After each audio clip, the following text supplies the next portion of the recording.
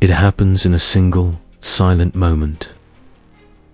A glance across a crowded room, a stranger's laugh, the scent of their perfume, and then the world shifts. Your heart hammers against your ribs, your palms sweat, and your brain, the most sophisticated supercomputer on the planet, is hijacked. You call it a spark, a connection, love at first sight. But what if I told you that this magical feeling is actually a brutal, high-stakes biological calculation? A process driven by a cocktail of neurochemicals more powerful than any street drug, a genetic screening system that operates through smell, and a series of evolutionary algorithms that run in less than a second. Today, we're not talking about poetry, we're cracking the code of human attraction.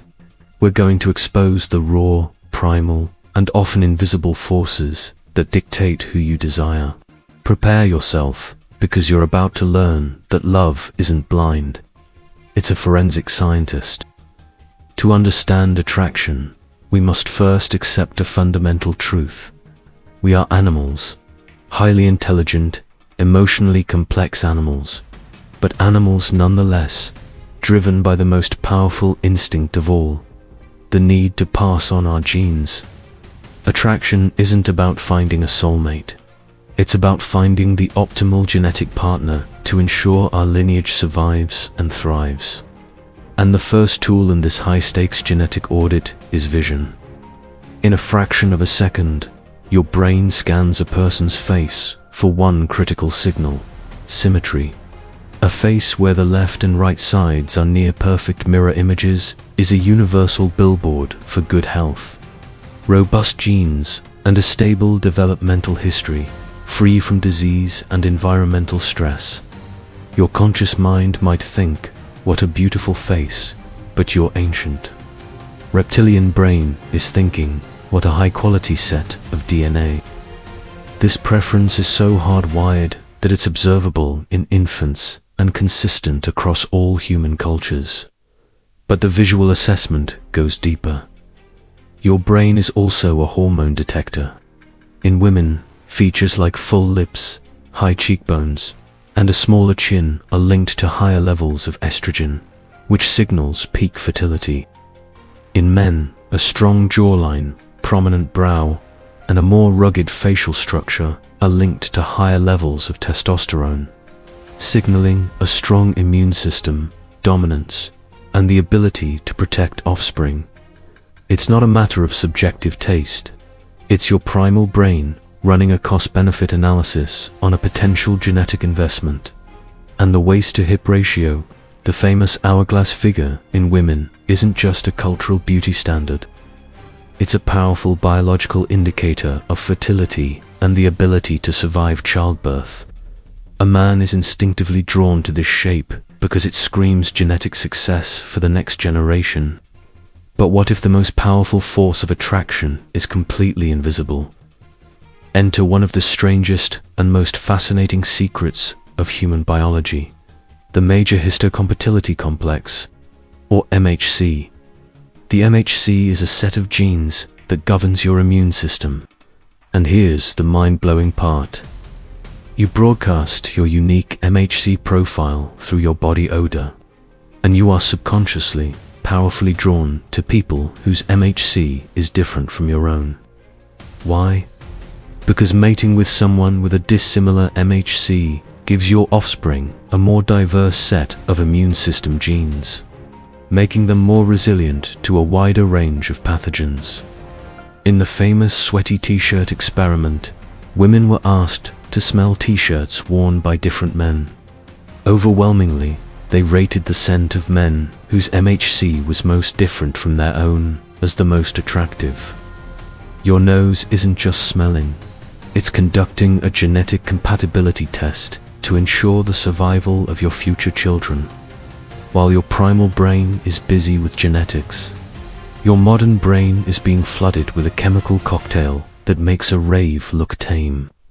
When you feel that spark of attraction, your brain releases a surge of dopamine, the neurotransmitter of pleasure and reward. It's the same chemical released by cocaine, gambling, and your favorite food. It creates that feeling of euphoria and makes you crave more of that person. Simultaneously, your levels of serotonin, the neurotransmitter that regulates mood and rational thought, plummet. Low serotonin levels are a hallmark of obsessive-compulsive disorder. This is why, in the early stages of infatuation, you can't stop thinking about the person. You become obsessed. Your brain is literally mimicking the symptoms of a mental disorder. To complete the cocktail, norepinephrine kicks in, causing the racing heart, sweaty palms, and that butterflies in the stomach feeling. You're not just in love, you're high on your own supply of endogenous drugs. But biology isn't the whole story. The psychology of attraction is just as potent. One of the strongest factors is simple familiarity. The mere exposure effect demonstrates that we are more attracted to people we see frequently. Familiarity breeds comfort and a sense of safety. This is why so many relationships blossom at work, school, or within social circles. But there is a deeper layer. We are often drawn to people who remind us of our parents. This is called sexual imprinting. Subconsciously, we seek out partners who share physical or personality traits with our opposite sex parent. It's not as Oedipal as it sounds. Your brain is simply using a proven success model. If this person kept me safe and alive during childhood, someone similar is likely a good bet for a partner. Another crucial psychological factor is similarity. The old saying, opposites attract, is largely a myth. Overwhelmingly, we are drawn to people who are similar to us in values, intelligence, sense of humor, and even physical attractiveness. This is called assortative mating. Similarity creates validation, eases communication, and reduces conflict. It's simply easier to build a life with someone who sees the world through a similar lens. And what about that inexplicable chemistry? Part of it can be explained by the misattribution of arousal. In a famous experiment, men were interviewed by a female researcher on two different bridges, one low and stable, the other a high, swaying suspension bridge. The men interviewed on the dangerous bridge were far more likely to call the researcher later. Why? They mistakenly attributed their physiological arousal from fear, the racing heart, the shortness of breath, to attraction to the researcher. This is why first dates at amusement parks or horror movies can be so effective. The adrenaline of the situation can be mislabeled by the brain as the adrenaline of attraction. Human attraction, then, is not a bolt of lightning from the heavens. It is a perfect storm of biology, chemistry, and psychology. It is a complex negotiation between our most ancient survival instincts and our deepest life experiences. It is your DNA searching for its ideal match, your brain being hijacked by a hormonal cocktail, and your personal history seeking an echo in another.